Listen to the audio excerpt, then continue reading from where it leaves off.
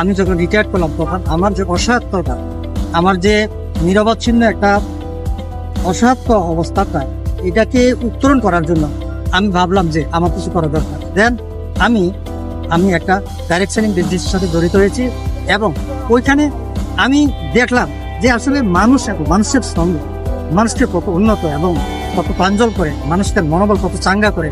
আমি দেখলাম যে না, এখন আমার অসহায়ত্ব লাগে না। আল্লাহ যে কদিন আমাকে বাঁচিয়ে রেখেছেন, ইনশাল্লাহ এভাবে যদি আমি সুন্দর একটা সঙ্গে চলতে পারি, তাহলে হয়তো আমি ভালো একটা কিছু অন্ততপক্ষে এই মাটি এবং মায়ের জন্য কিছু করে দিতে পারবো, এই আশাবাদ ব্যক্ত করছি।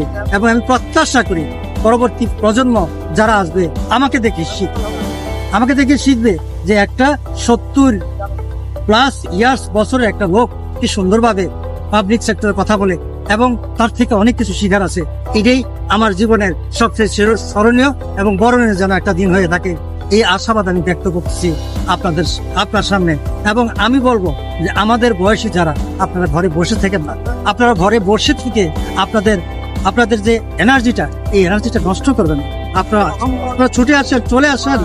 যেরকম ছুটি দিয়েছিলেন আপনি স্কুল লাইফে, তরুণের মতো খেলার মাঠে ছুটি গিয়েছিলেন, আপনি খোলা মাঠে আপনি দৌড়াইতেন, আপনার বন্ধু বান্ধব নিয়ে বিরাট পরিসরে সাঁতার কাটতেন, আপনি পুকুর পুষ্কনিতে এবং হাডুডু দাঁড়িয়ে বাঁধা এইসব খেলাগুলা খেলছি।